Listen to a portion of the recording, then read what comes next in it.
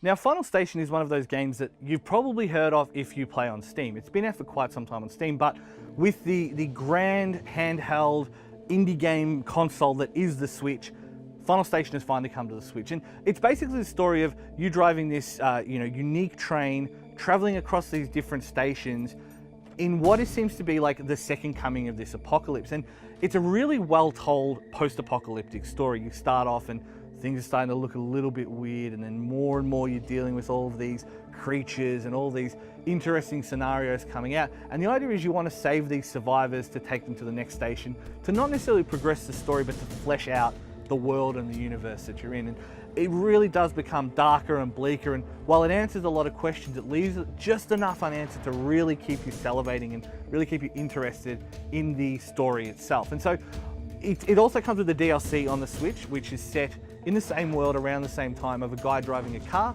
It's basically a bunch of DLC levels as well, and it's really hard to describe. It is basically like a 2D game set in this world where the shooting is on like almost a worm's axis. You aim up and down like that, and it's all about the most efficient way to survive these levels, get on the train, get to the next station. And like really for a real small indie game with what looks like a reasonably small budget, it does such a great job of conveying it. Cannot recommend it enough. Now, HAL Laboratories is one of those much loved Nintendo devs, responsible for Kirby, worked a lot on the Smash Brothers. Plenty of Nintendo games have come out of HAL Laboratories. They've decided to spin off into HAL Egg, a small division of HAL Laboratories, and make iPhone games. And it's not as scary as it sounds, because unlike a lot of the iPhone games that are coming out of Nintendo at the moment, this is not a gacha. This isn't like a trial. It's straight up single purchase, play your video game. And it's part-time UFO, so it's about being a UFO working a part-time job. So basically, you're a UFO that crash lands onto Earth. You start getting given all these little jobs. You get payments based on how quickly you do it, whether you complete side objectives, and basically you have like a UFO crane arm comes out of the bottom. You pick stuff up, and it has its own independent physics.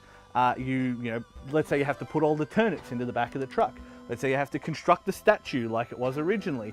It's really, really fun and really, really great, I guess, methadone program for those people who loved Badge Arcade, because it really is at its core a UFO catcher, except that of course you are moving, doing all these different objectives, and it's so charmingly designed. I mean, these are the guys who made Kirby. It is cute, the music is great, it gets stuck in your head, all of the silly little things they do is so much fun, and the game itself is really, really solid. The only problem, of course, touchscreen controls are never great when you're doing that kind of stuff, but genuinely, my favorite iPhone game, at least since the start of the year, has to be Part-Time UFO.